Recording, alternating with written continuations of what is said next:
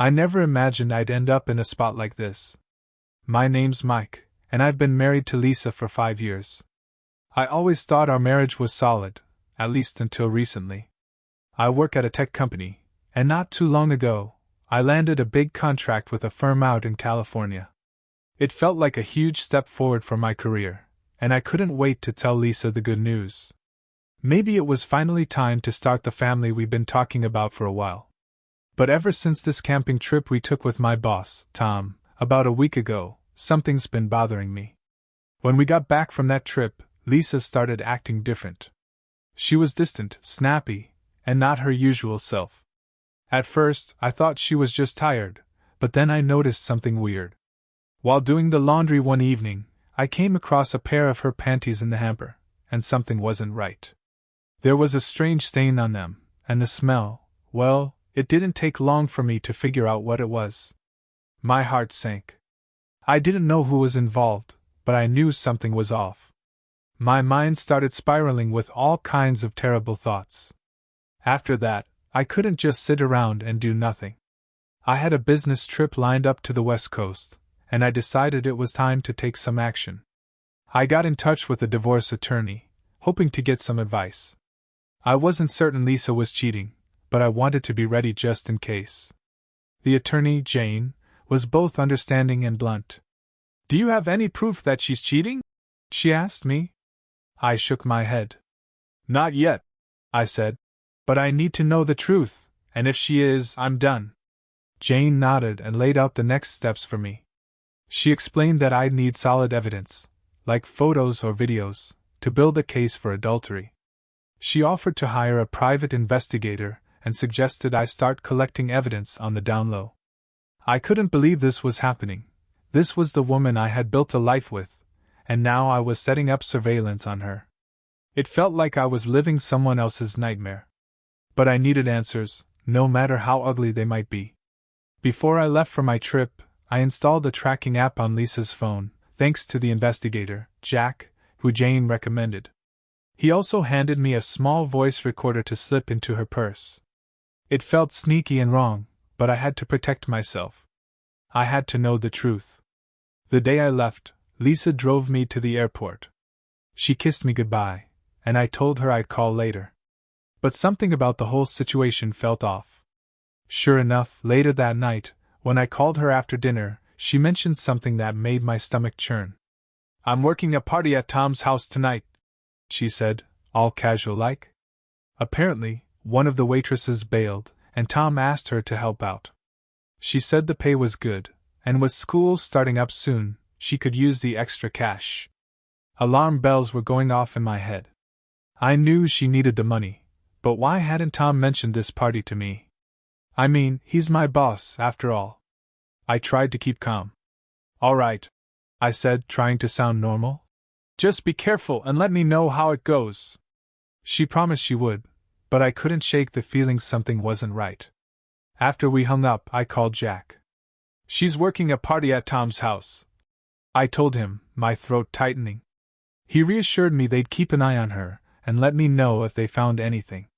I spent the rest of the night tossing and turning, wondering what was really happening at that party. I barely got any sleep, and the next day, I tried calling Lisa again.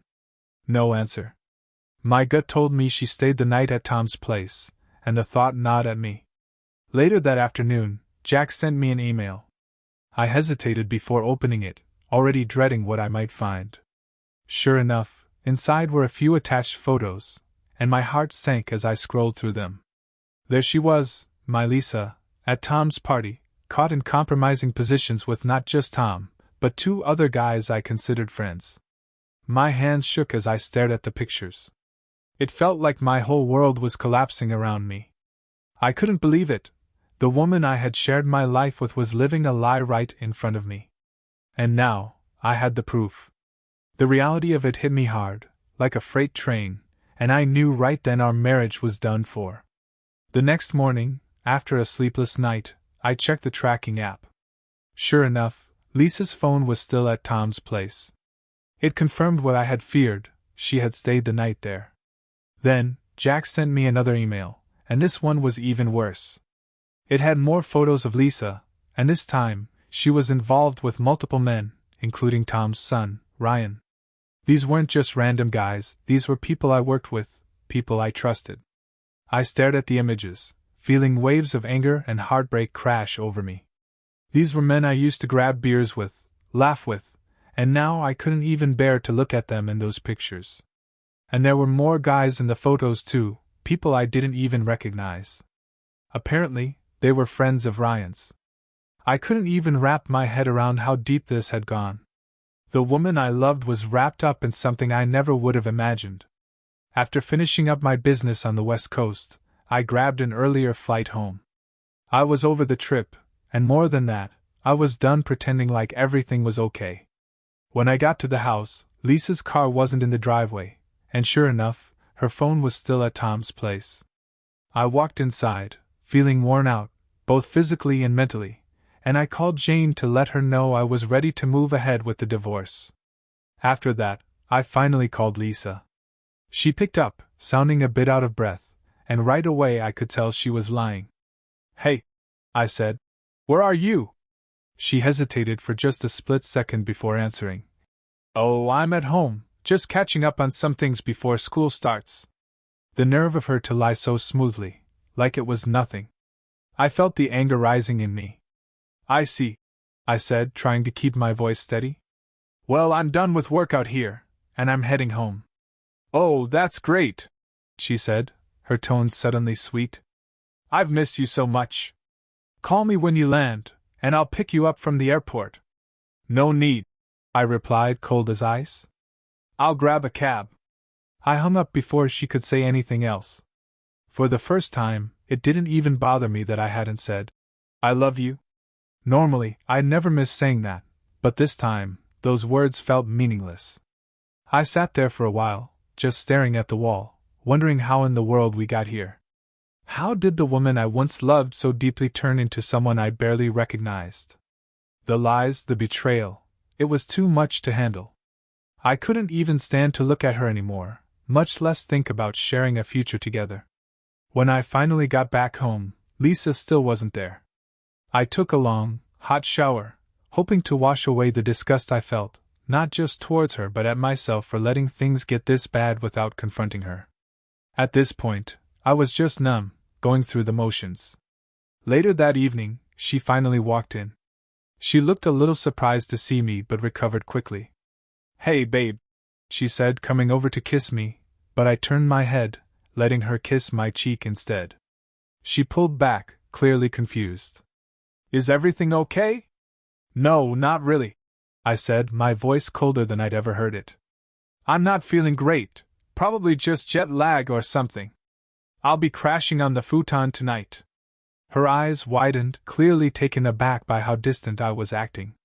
"On the futon? Why? Where are you going?" she asked, her voice sounding worried. "I've got a dinner meeting," I replied flatly. "Dinner meeting?" she repeated, suspicion creeping into her voice. "Are you meeting someone special?" I let out a bitter laugh. "If you're asking if I'm cheating on you, the answer's no. I've never cheated on you and never plan to. Can you say the same?" Her face turned pale, and she stammered. What do you mean?" I stared at her, waiting for her to own up to it, to say something, anything, but she just fumbled for words. "How was that job at Tom's house?" I asked, pushing her. She smiled, trying to act casual. "Oh, it went fine, you know, pretty fun actually. A bit of a challenge, but I got through it." I just nodded. "I'm sure it was," I said, my voice dripping with sarcasm. She opened her mouth to say something, but I cut her off by glancing at my watch. "I should get going," I said abruptly, standing up and grabbing my keys. Without another word, I walked out the door, leaving her standing there confused and probably panicking. As I drove away, I was sure she'd be calling Tom, desperate for answers, wondering if I knew. But she wasn't getting any from me, not yet anyway. I headed straight to Jane's office. The evidence I had could ruin her life, but I didn't want to make any rash moves. Jane reminded me to stay calm and act normal around Lisa until everything was in place. But honestly, that felt like an impossible task. How could I sit there and look her in the eye, knowing what I knew. After leaving Jane's office, I knew there was no going back. I was done with Lisa and ready to move forward with the divorce. But keeping up the act? That was going to be tough. When I got home that night, Lisa was sitting on the couch, clearly waiting for me. "How was your meeting?" she asked, trying to sound casual, but there was something off in her voice, maybe nervousness, maybe fear. I couldn't really tell, and honestly, I didn't care. "It went fine," I said curtly, not even looking at her. "I'm going to bed." Without waiting for a response, I headed straight for the guest room, where I'd already decided I'd be sleeping from now on. She followed me to the door, her footsteps hesitant. "Are you sleeping in here now?"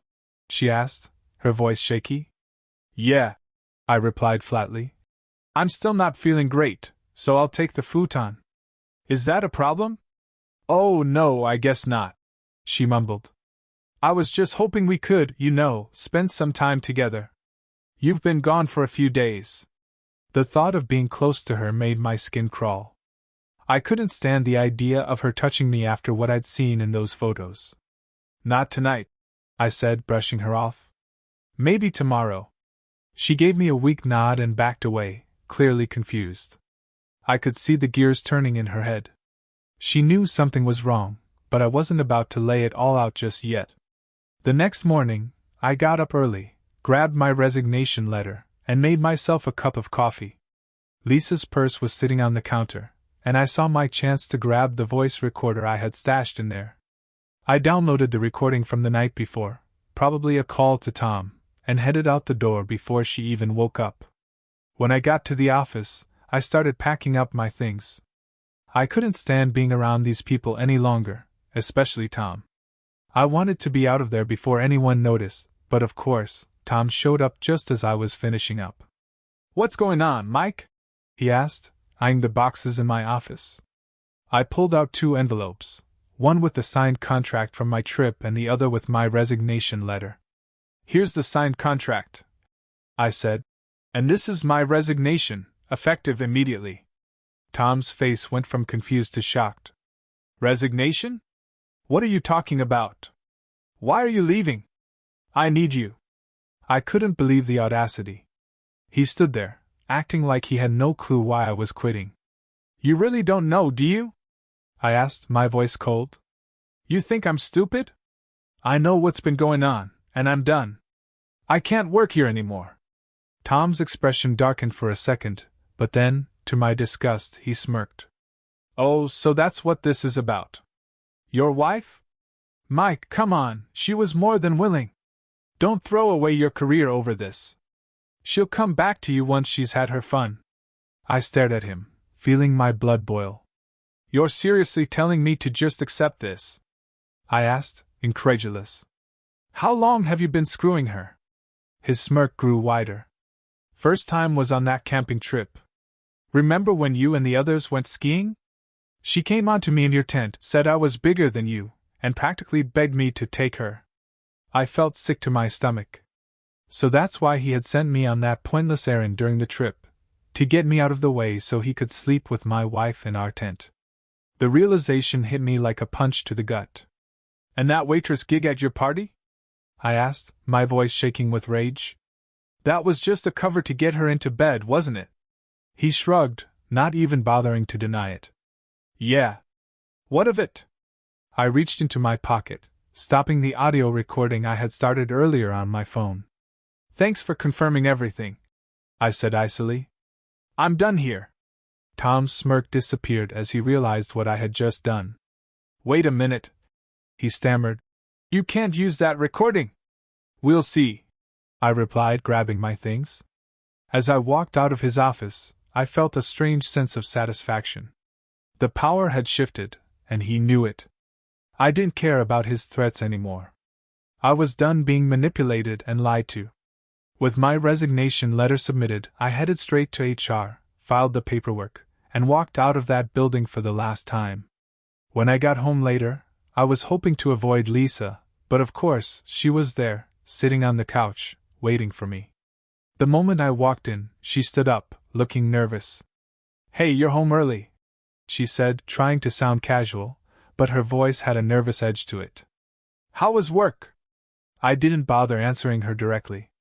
Instead, I went into the kitchen and set my briefcase down on the table. "We need to talk," I said, my voice hard. Lisa's face went pale. "About what?" she asked, though her tone told me she knew exactly what this was about. Without saying a word, I pulled out the photos Ethan had sent me, the ones of her and Tom at the party, and laid them on the table. She looked down at them, her hand flying to her mouth as she gasped. "What the hell, Mike?" she stammered, tears instantly welling up in her eyes. "Where did you get these?" "That doesn't matter," I replied coldly. "What matters is that you've been lying to me, sneaking around behind my back, and now I've got all the proof I need." She started crying, real tears this time. "I can explain," she sobbed, reaching for my arm, but I pulled away. "Please, Mike, it was a mistake," she pleaded through her sobs. "A mistake?" I repeated, feeling the anger surge inside me. "A mistake is forgetting to pick up milk. This wasn't a mistake, Lisa. This was a choice. Over and over you chose to betray me." She dropped to her knees, grabbing onto my pant leg, crying uncontrollably. "Please, Mike, I don't want to lose you. I still love you. It didn't mean anything, it was just a stupid fling." I shook my head and stepped back, making her let go. "Love?" I said bitterly. "Do you even know what that word means? If you loved me, you wouldn't have done this. You destroyed everything we had." She tried to stand, wiping at her tears, but I could see the panic in her eyes now. "What are you gonna do?" she asked, her voice shaking. "Are you leaving me?" I crossed my arms, keeping my voice calm despite the anger boiling inside me. "I've already filed for divorce, Lisa. You'll be served later today." Her face went pale, like the word itself was a death sentence. "Divorce?" she whispered, barely able to get the word out. "Yes," I said firmly. "Divorce. And I'll be citing adultery. I've got more than enough proof, and there's no way you're gonna fight this." She collapsed into a chair, staring blankly at the table, tears streaming down her face. "Please, Mike, don't do this," she begged. "I can change. We can fix this. I'll never do anything like this again, I swear. I don't want to lose you." "It's too late for that," I said, my voice cold and final. "You've already lost me. The second you decided to sleep with Tom and his buddies, you made your choice. Now you'll live with the consequences." She was sobbing uncontrollably, and for a brief moment, I felt a flicker of sadness watching her break down like that. But then I remembered the photos, the lies, and the betrayal. She did this to herself, and I wasn't gonna be the one to comfort her anymore. "There's one more thing," I said, cutting through her cries. "I want your wedding ring back, and you're done using my last name. You don't deserve either." She looked up at me, horrified, but she knew I wasn't joking. Slowly, she slipped the ring off her finger and set it on the table. "Mike, please!" She started again, but I was done listening. "I'm leaving for a while," I said, grabbing my keys. "When I get back, I expect you to be gone. Pack up your things, take whatever you want, but if you're still here when I return, I'll have the police escort you out." I could see the fear in her eyes now, the reality sinking in. I turned and walked out, ignoring her sobbing behind me. It was over. There was no fixing this, no turning back. She had betrayed me in the worst way, and I was done. After leaving the house, I drove around aimlessly for a while, trying to clear my head. I couldn't stand being in that house anymore, knowing what Lisa had done.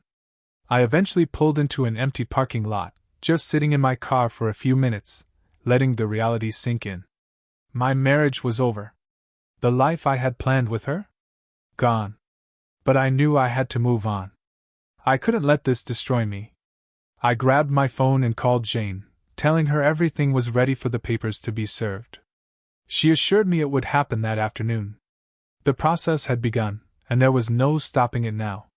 Later, I returned home, half expecting to find Lisa still there, clinging to some hope that I'd changed my mind.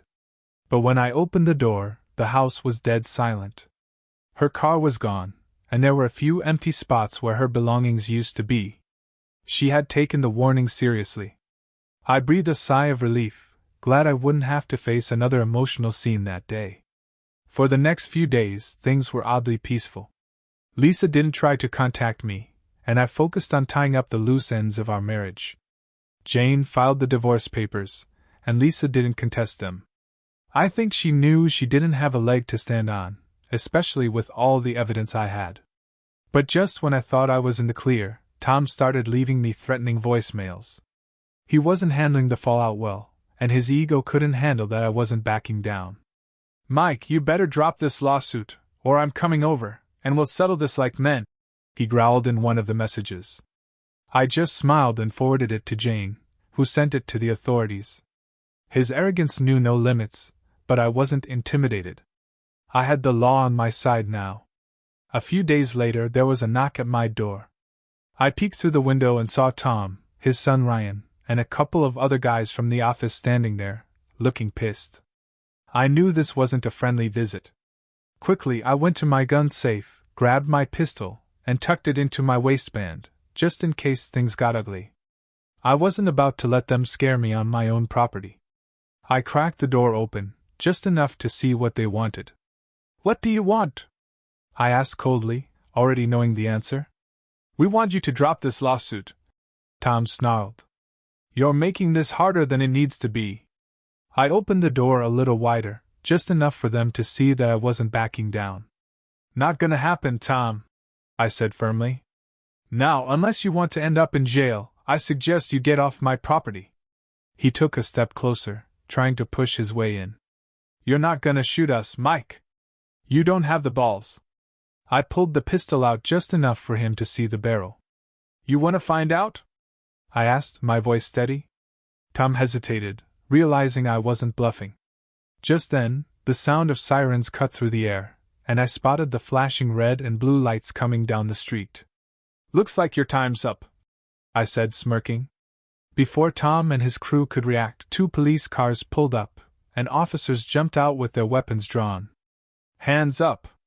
Get on the ground!" one of the officers barked, his gun aimed at Tom. They all froze, then slowly got to their knees as the officers cuffed them. One of the cops approached me, noticing the pistol in my hand. "Sir, I need you to put the weapon down."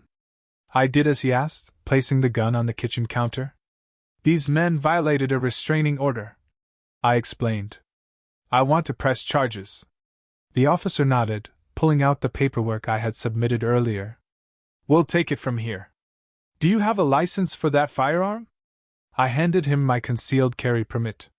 He gave it a quick look and handed it back. "All right, sir, you're good to go. Just be careful." "I will," I said, feeling a sense of relief as they led Tom and his guys off my property. I knew this probably wasn't the last time I'd have to deal with him, but for now, I was safe. In the months that followed, life slowly started to get back to normal. I began my new job at Empire, a company owned by an old friend, and I threw myself into the work. It was a much-needed distraction from everything that had happened, and honestly, I enjoyed the job way more than I ever did working for Tom's firm. The divorce went through without any issues. Lisa didn't fight it. She probably knew there was no point. She moved out of town, and as far as I knew, she hadn't tried to contact anyone from our old life. I didn't care where she ended up, and frankly, I didn't want to know. What really surprised me was the lawsuit against Tom. Not only did the judge rule in my favor, but he also ordered Tom to pay me $1 million in damages for what he had done. It was a massive win, and while the money didn't take away the pain, it sure helped me start fresh. The best part was watching Tom's business start to crumble. Word spread about the lawsuit, and a bunch of his clients jumped ship, not wanting to be associated with a guy who wrecked another man's marriage. In the end, Tom lost more than just a court case. He lost his reputation and his business. But the biggest shock came a few months after the divorce was finalized. I got a call from Lisa's mom, Margaret. "Mike, it's Lisa," she said, her voice heavy with sorrow. She's HIV positive." I froze, her words hitting me like a freight train. "What?" "She's not doing well," Margaret continued. "She wanted me to call you. She's sorry, Mike." She's really sorry for everything. I didn't know how to respond. I had moved on from Lisa emotionally, but hearing she was sick, it still hit me hard. I'm sorry to hear that, I said, doing my best to keep my voice steady. But there's nothing I can do. We're divorced, Margaret. She made her choices. I know, Margaret said softly. I just thought you should know. After we hung up, I sat there for a long time, trying to wrap my head around it. Lisa's choices had led her down a dark path, and now she was paying the price. Part of me wanted to feel sorry for her, but I just couldn't. Not after everything she had done. In the months that followed, I focused on rebuilding my life.